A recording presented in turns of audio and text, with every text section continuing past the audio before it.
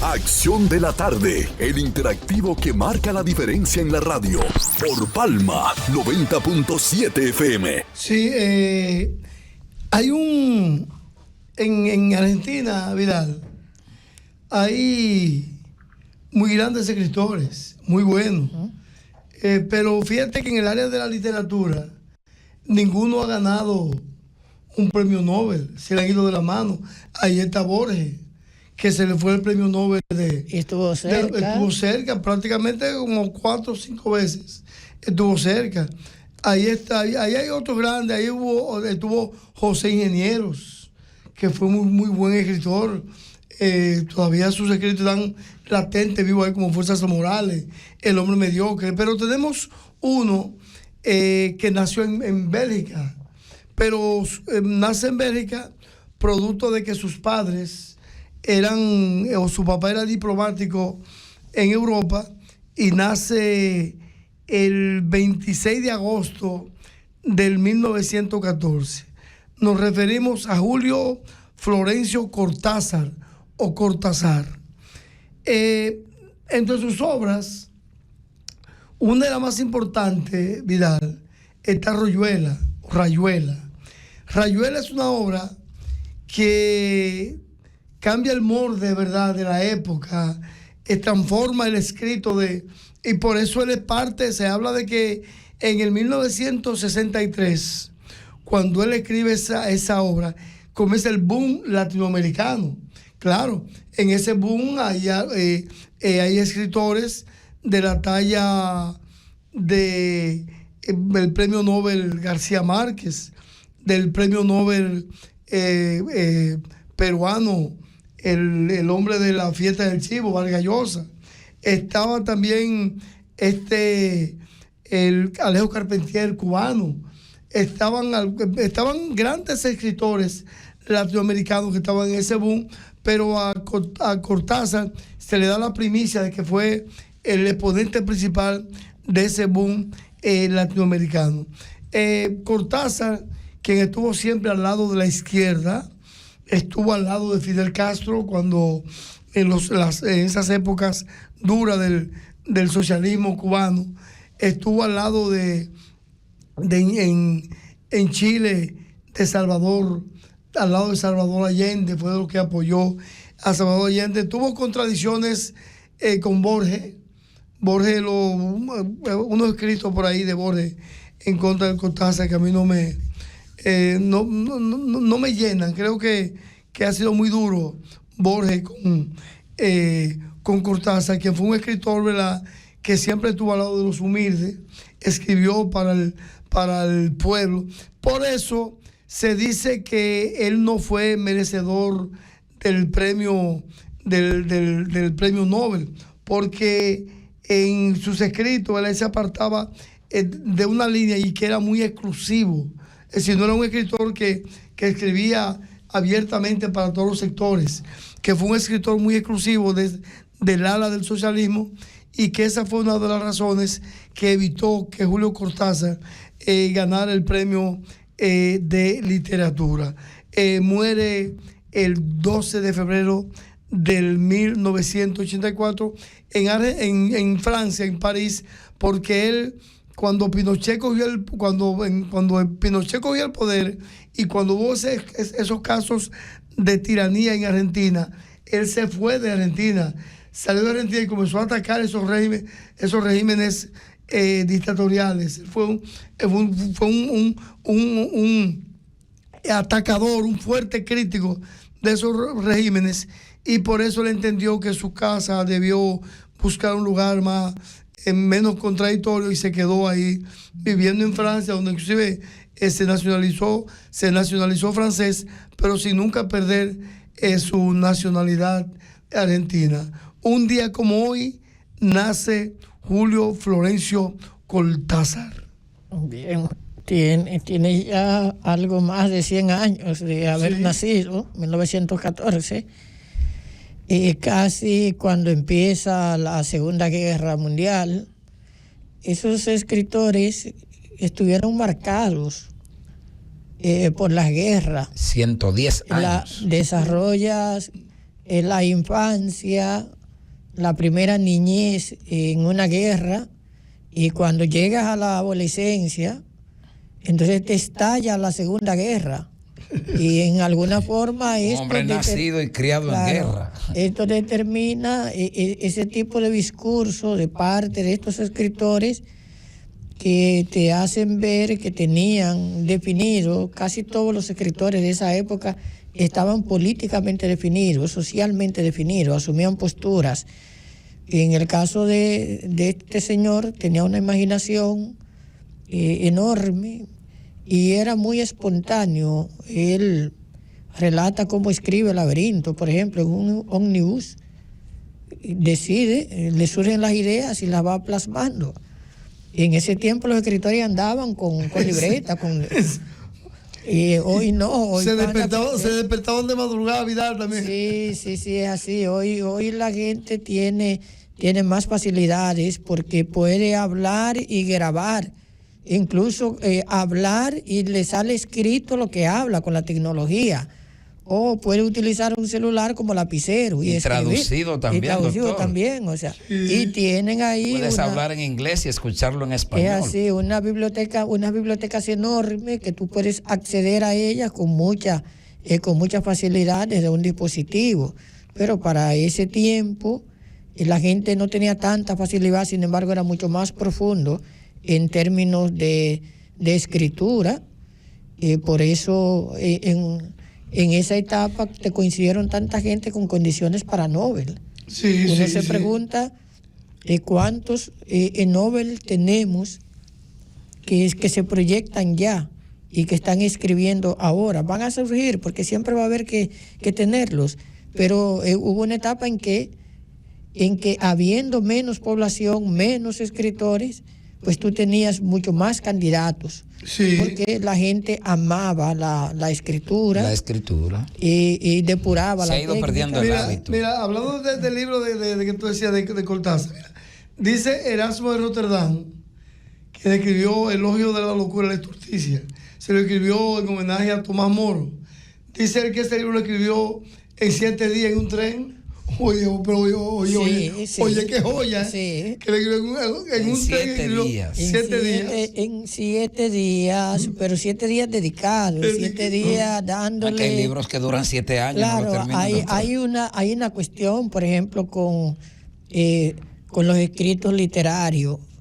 El escrito literario, la imaginación juega un papel importante, contrario al escrito científico, al escrito técnico. Sí. Lo que te da reputación cuando tú escribes de manera técnica es el manejo amplio de conceptos que tú tengas sobre el tema. Ahí está Lo Real Maravilloso de García Márquez, un libro tan grande. La imaginación, lo que tú estableces, es la grandeza de ese libro. Sí, la grandeza de esta gente que te hace ficción es esa, su imaginación y el tratamiento de la realidad. Y la deformación de la realidad también tiene su belleza. Tiene su belleza. Entonces tú en el campo de la ciencia, pues tú tendrás, si vas a hacer un escrito que citar 60, 70, 80. Ahí es diferente. No es lo mismo cuando te inspiras en un cuento o en una novela corta y que tu imaginación, tu nudo, tu desenlace, cómo tú tratas el tema es lo que va a tornarlo interesante. Lo impactante.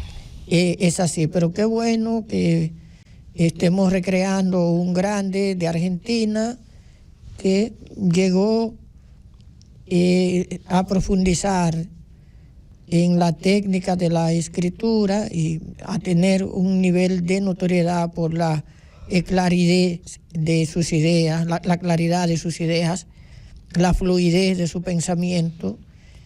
Y como dice Ovalis, no llegó a ser Nobel ni Borges tampoco, que eran dos personas con méritos. Claro, Borges tuvo, a mi modo de ver, una cuestión más política que de otro tipo. Unas coincidencias históricas que se te dan en determinado momento que te cierran las puertas. El recibir ese homenaje, ese honoris causa de Pinochet o del gobierno chileno, en este momento que Que la academia estaba integrada por gente, fíjate, los Nobel de literatura, sí, la mayor parte de los Nobel de literatura para ese tiempo eran izquierdistas. Eran izquierdistas, sí. Y entonces tú en alguna forma te acercas a un personaje. Eso, doctor, porque los que más se dedicaban a escudriñar, a estudiar, eran los izquierdistas. Esa era la razón de ser, de tener mayor cantidad de Nobel.